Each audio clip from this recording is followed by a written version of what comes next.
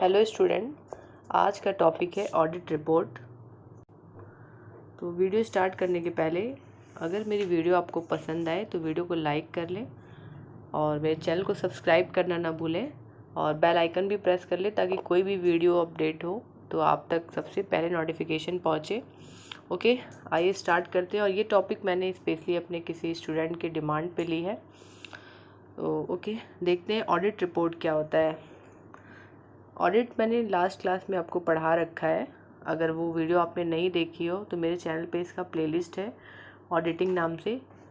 Description में link भी दे दूँगी और टेलीग्राम का भी लिंक शेयर कर दूँगी। आपको पीडीएफ भी मिल जाएगा टेलीग्राम पे, तो आप टेलीग्राम भी ज्वाइन कर लें। ओके, देखते हैं ऑडिट रिपोर्ट। तो देखिए, ऑडिटर ऑडिटिंग करता है, अपने पूरे कंपनी का पूरा ऑडिट करेगा, चेक करेगा एक पीरियड ऑफ टाइम में, और एट लास्ट जो भी वो काम किया वो काम कंपनी के लिए कितना बेनिफिशियल है और क्या कंपनी में कमी है वो सभी कंपनी को हैंड ओवर कर देता है एट लास्ट। उसी को आप ऑडिट रिपोर्ट कहते हैं। तो देखिए, यहाँ पे लिखा है, after the completion of the audit work every auditor is required to give a brief description of the work done by him, which is known as audit report. This is signed by the auditor. It means कि जब auditor अपना काम पूरा complete कर लेगा और final वो अपना एक रिजल्ट देगा किसको, कंपनी को, कंपनी के शेयर होल्डर्स को, कंपनी के डायरेक्टर को, वो अपना एक फाइनल रिपोर्ट तैयार करके देगा कि आपकी कंपनी में क्या एरर है, क्या फ्रॉड है या एरर फ्रॉड नहीं है, या कुछ इसको एडवाइस करना है कंपनी को कि आप ये चीज़ें कंपनी में बदल सकते हैं ताकि आपकी कंपनी और प्रॉफिट अर्न कर सके। तो ये सारी चीज़ें वो प्रोवाइड करता है फाइनल, जो भी वो काम पूरा एनालाइज किया एट लास्ट में, उसी को आप क्या बोलते हो, ऑडिट रिपोर्ट बोलते हैं। और एक ये ब्रीफ समरी होती है। और मोस्ट इम्पॉर्टेंट थिंग, इस पे जो ऑडिटर ऑडिट किया है उसका साइन होना चाहिए, must. This is the most important part of the audit procedure. It is a summary of the work done by the auditor in which the auditor express his views about the audited account. It means कि वो अपना opinion देता है, अपना views express करता है कि उसकी कंपनी में क्या कमी है या कंपनी में क्या अमेंडमेंट करना है, क्या चेंजेस लाने हैं, या फ्रॉड है, एरर है, किस टाइप का फ्रॉड है, अकाउंटिंग प्रिंसिपल एक्चुअल में अच्छे से फॉलो हुआ है या नहीं। ठीक है, ये सारी चीज़ें वो अपने एंड में अपने काम में सब बता देगा किसको, कंपनी के शेयर होल्डर्स को। तो ये एक फाइनल रिपोर्ट होती है और ये रिपोर्ट किसके द्वारा तैयार की जाती है, ऑडिटर के द्वारा। Okay, final product of every audit work is the auditor report. It can also be called as a measure of the truth of the audited account. It means कि वो एक फेयर और ट्रुथ बताता है company के regarding कि company में क्या चीज़ें सही हैं, कितनी फेयर हैं, कंपनी का बैलेंस शीट कितना फेयर है, profit and loss, net profit और नेट लॉस एक्चुअल में सही है या नहीं है, या कुछ मिस स्टेटमेंट है, तो ये सब चीज़ के रिगार्डिंग अपना एक रिपोर्ट देगा। According to section 227 subsection 2 of the companies act 1956 में ये बताया गया है, the auditor after the completion of his audit work gives a report relating to the account, balance sheet, profit and loss, यहाँ देखिए दे रखा है, ठीक है, balance sheet, profit and loss and relevant document which is presented by the company in the general meeting. ये सब के रिगार्डिंग वो अपना एक रिपोर्ट तैयार करेगा कि बैलेंस शीट प्रॉपर है या नहीं, प्रॉफिट एंड लॉस सही है या नहीं। ठीक है, सारे डॉक्यूमेंट के बेस पे फाइनल रिपोर्ट देता है। Okay, if this report is prepared in the middle of the financial year, most important thing, that is called interim report. कई बार ऐसा होता है कि मिडिल में ही उसे अपना रिपोर्ट सबमिट करना है, तो फाइनल रिपोर्ट के पहले that is called interim report. यहाँ एक डेफिनेशन दी हुई है according to Joseph, an audit report is a statement of collective and considered fact so drawn up as to give clear and concise. Most important, concise का मतलब होता है कि बहुत लेंदी नहीं और बहुत छोटा भी नहीं. इट मीन्स कि कंसाइज वे में हो, ब्रीफ समरी हो ताकि ईजिली उसको पढ़ा जा सके और जिस पर्पस से हो वो पर्पस कंप्लीट हो. information to person who are not already in the possession of the full fact of the subject matter of the report, और कोई भी उसे easily पढ़ के समझ पाए कि हाँ ये ऑडिट रिपोर्ट में एक्चुअल में क्या है। ओके, अब देखते हैं auditors report and it's liability. Audit reports में क्या चीज़ें होनी चाहिए, क्या चीज़ें बहुत मायने रखती हैं ताकि ईजिली कोई भी इस रिपोर्ट को पढ़ ले।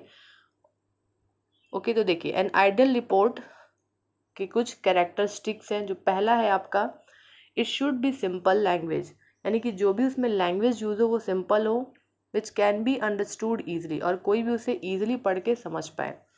It should B divided into separate paragraph हो ताकि ईजिली समझ में आए सारे पैराग्राफ्स के मतलब। Audit report must bear date on it, most important, किस डेट में ये पब्लिश किया गया है उसका डेट मेंशन होना चाहिए। It should be address to them for whom it is written as, किसके लिए लिखा गया है। Audit reports of company should be address to share holders, in this case of special audit should be address to the central government. और hand over करना most important, किसके लिए audit report बना है तो एट लास्ट उसी के पास ये जाए रिपोर्ट ताकि कोई भी उसमें फ्रॉड ना हो पाए। The report should be fully clear not illusory. Illusory का मतलब कि बहुत ऐसा भ्रम वाला नहीं होना चाहिए, एकदम क्लियर होना चाहिए। It should B impartial, biasness नहीं होनी चाहिए, कोई भी पार्शलिटी नहीं होनी चाहिए, इम्पार्शियल होना चाहिए। The auditor should write it in his office only, ठीक है, ऑफिस पर्पज़ के लिए। It must be brief but no fact should be left out. Brief होना चाहिए, शॉर्ट होना चाहिए, लेकिन कोई भी ऐसे फैक्ट को आप छोड़ेंगे नहीं, ठीक है। At the end of the report the auditor should put is signature on the right side, he should write chartered accountant below the signatures, ठीक है। तो ये मैंने बता भी रखा है कि ऑडिटिंग जनरली चार्टर्ड अकाउंटेंट ही करते हैं और उनका सिग्नेचर बहुत मस्ट होता है एट लास्ट में। Okay,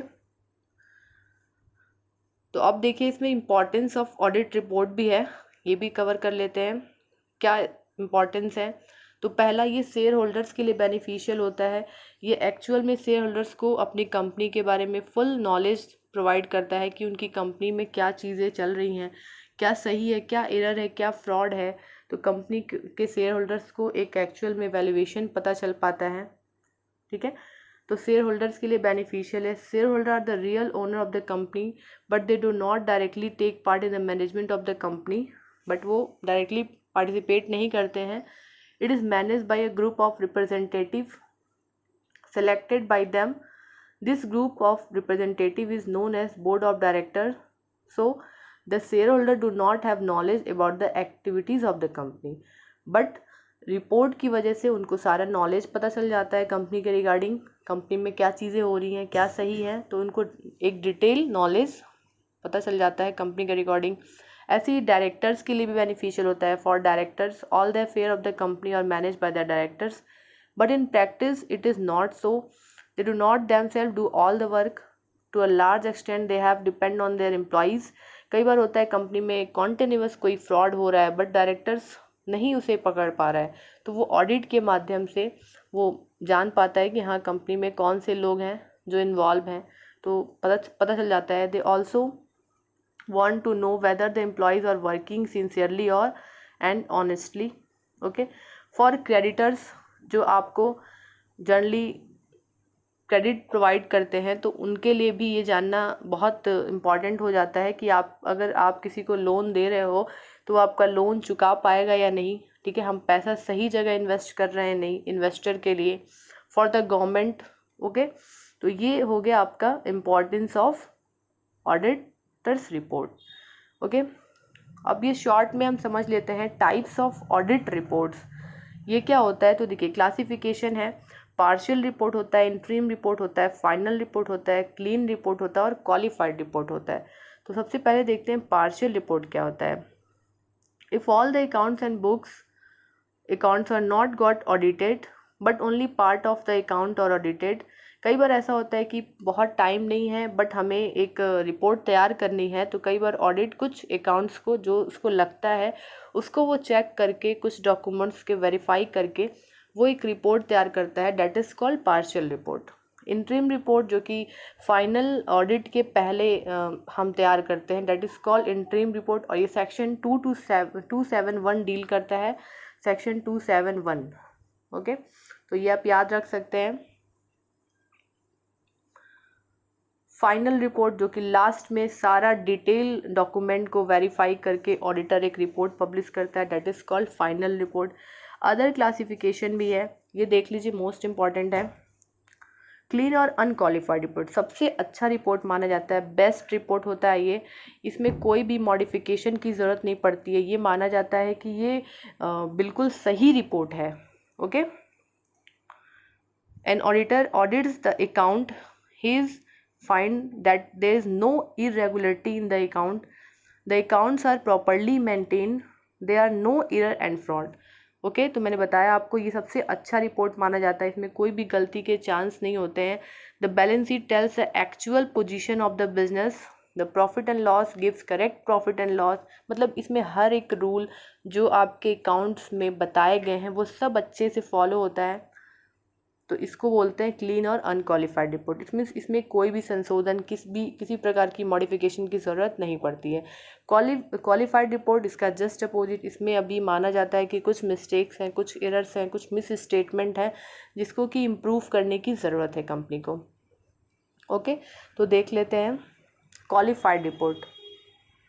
okay, if after conducting the audit the auditor is not fully satisfy, देखिए लिखा भी है not fully satisfy about the accuracy of the balance sheet and profit and loss. वो मानता है ऑडिटर कि इसमें कुछ ना कुछ गलती है, जिसमें अकाउंट्स रूल अच्छे से फॉलो नहीं हुआ, बैलेंस शीट अच्छे से मैच नहीं करी, प्रॉफिट एंड लॉस अच्छे से शो नहीं करा, नेट प्रॉफिट, कुछ मिस्टेक्स हैं, यानी कि इसमें अभी आपको संशोधन की ज़रूरत है, मॉडिफिकेशन की ज़रूरत है, तो डेट इज़ कॉल्ड क्वालिफाइड। यानी कि आप फिर से देख लें, अनक्वालिफाइड रिपोर्ट वो होता है जिसमें कि हर प्रकार जो भी आपको बताए गए अकाउंटिंग रूल सब कुछ प्रॉपर तरीके से फॉलो होता है और इसमें कोई भी करेक्शन की ज़रूरत नहीं पड़ती, there is no need to correct.